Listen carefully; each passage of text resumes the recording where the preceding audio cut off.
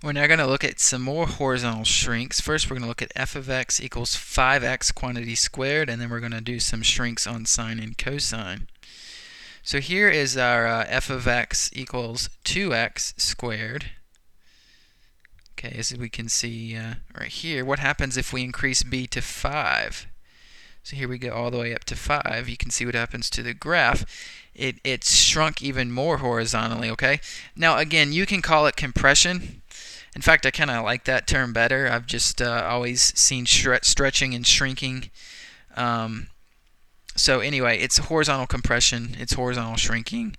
The x values must move inward toward 0 in order to compensate and retain the same y values as the parent function.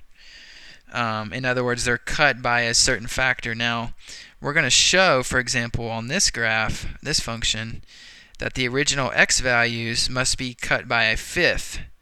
The parent function values must be cut by a fifth in order to retain the same y values.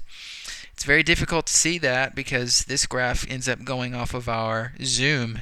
And again, this is why we want to do function transformations, because it's not always going to end up on the standard zoom level. So we have to have a method of charting and graphing these by hand. Anyways, let's go to sine. Here's the b value of 1. Let's zoom in here. Let's make it even smaller than that. Okay. Let's take b and really go... Oh, no, we're going to have to... Okay, let's do this. Okay. Let's make b like really, really large, up to 7. You see how it's a spring? And it really compresses inwardly. That's a really good visual for horizontal compression or horizontal shrinking. It's like a spring that's going inward. And as that b value gets bigger and bigger, this spring compresses more and more. Unfortunately, not all parent graphs look like springs, so that's why we don't always use the word compression. But certainly for sine and cosine, here's cosine, even when we increase b, we can definitely see that horizontal compression or shrinking. So let's look at a proof. In general, for any b value, we want to show that we want to find a new function value that gives us the same parent function value when f of x is equal to p of bx. For example, f of x is equal to 5x squared when parent function is plain on x squared. We want to find those new transformed x values that give us the same y values, such that p of x1, p of our original parent x values, is equal to f of x2. Our new x2 values give us the same y values as p. So by substitution, since p of bx equals f of x, then p of bx2 is equal to f of x2. So we can replace f of x2 with p of... that should say b. I'm sorry, let me fix that real quick.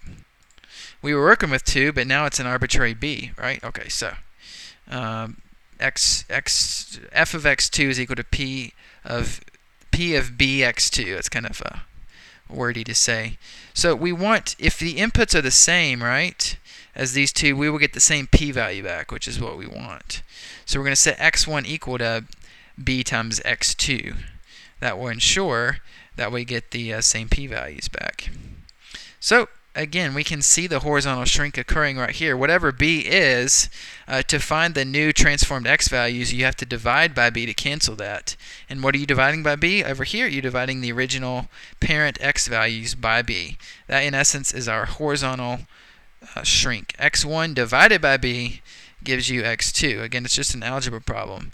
To reiterate, so when x1 over b equals x2, and we know that p of bx equals f of x, it follows that p of b x2, just replacing x with x2. Again, I need to use arrows more often, so to clarify some things for you. So p of bx2 is equal to f of x2. And we just shown, again, I need another arrow. We know that x2 is equal to x1 over b, so we're going to replace x2 with x1 over b, do some substitution. Now we can see the b's cancel, and we've proven as required that p of x1 is equal to f of x2 whenever x1 over b equals x2. So just divide the original x values by b to get your new transform x values, and that will ensure that the y values stay the same. So let's take a p of x function, arbitrary. We've done this many times. Here's our standard x values. We get these p values back depending on what the function is. We've just proven that if f of x is equal to p of bx, for example, square root of 5x or whatever, when b is 5, we're going to take our original x values and divide by b. None of these simplify except for 0 over b. That would be 0, obviously, but we'll just keep it that way. At any rate, we're going to retain the same y value if we divide these by b, and that's what we want. So again, it's the opposite. If it's b times x or 5 times x or whatever, then you end up dividing by that b value. For example, if b is 5, you divide by 5, whatever. And here is our final transformed chart. We take the original parent x values dividing by b, and we will get the same parent values or y values back.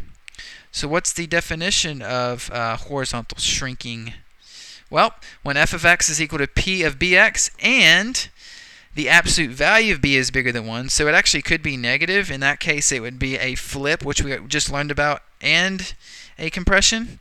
But as long as the absolute value of that is bigger than 1, so for example, if b was negative 3, the absolute value of that is 3, that is bigger than 1, you're going to have a horizontal compression or shrink. Then the parent graph p of x will shrink by a factor of 1 over b to reach the transform graph f of x while keeping the same y value. So for example there, if b is 5, then the horizontal shrink will be 1/5. If b is 10, the shrink will be 1/10, so on and so forth. Therefore, the horizontal shrink will be 1 over b, and p of x will shrink by a factor of 1 over b to reach f of x. I do want to show you a negative one real quick.